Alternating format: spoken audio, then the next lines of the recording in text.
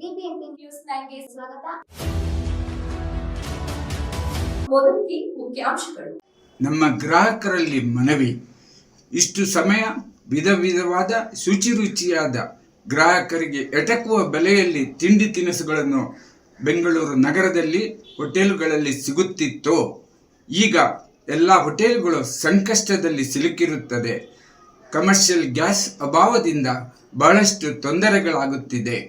ಈ ಕಾರಣದಿಂದ ಕೆಲವೊಂದು ಹೋಟೆಲುಗಳು ತೆರೆಯಲಾಗದೆ ಬಾಗಿಲು ಹಾಕಿರುವುದು ಬೇಸರದ ವಿಷಯ. ಹೀಗಿದ್ದರೂ ಕನಿಷ್ಠ ಕಾಫಿ, ಟೀ ಮತ್ತು ಅಗತ್ಯವಿರುವಂಥ ತಿಂಡಿ ತಿನಿಸುಗಳನ್ನು ಕೊಡುವ ಪ್ರಯತ್ನ ಮಾಡುತ್ತಿದ್ದೇವೆ. ನಮ್ಮಲ್ಲಿರುವಂಥ ಮೆನುವನ್ನು ಕಡಿಮೆ ಮಾಡಿ ಜನಸಾಮಾನ್ಯರಿಗೆ ತಿಂಡಿ ತಿನಿಸುಗಳನ್ನು ಉಣಬಡಿಸುವಂಥ ಎಲ್ಲ ಪ್ರಯತ್ನಗಳನ್ನು ಮಾಡುತ್ತಿದ್ದೇವೆ. ಎಲ್ಲರೂ ಸಹಕರಿಸಬೇಕೆಂದು ಮನವಿ ಮಾಡುತ್ತಿದ್ದೇವೆ. ನಮ್ಮ ಗ್ರಾಹಕರಲ್ಲಿ ಮನವಿ. ಇಷ್ಟು ಸಮಯ ವಿಧ ವಿಧವಾದ ಶುಚಿರುಚಿಯಾದ ಗ್ರಾಹಕರಿಗೆ ಎಟಕುವ ಬೆಲೆಯಲ್ಲಿ ತಿಂಡಿ ತಿನಿಸುಗಳನ್ನು ಬೆಂಗಳೂರು ನಗರದಲ್ಲಿ ಹೋಟೆಲುಗಳಲ್ಲಿ ಸಿಗುತ್ತಿತ್ತು. ಈಗ ಎಲ್ಲ ಹೋಟೆಲ್ಗಳು ಸಂಕಷ್ಟದಲ್ಲಿ ಸಿಲುಕಿರುತ್ತದೆ. ಕಮರ್ಷಿಯಲ್ ಗ್ಯಾಸ್ ಅಭಾವದಿಂದ ಬಹಳಷ್ಟು ತೊಂದರೆಗಳಾಗುತ್ತಿದೆ.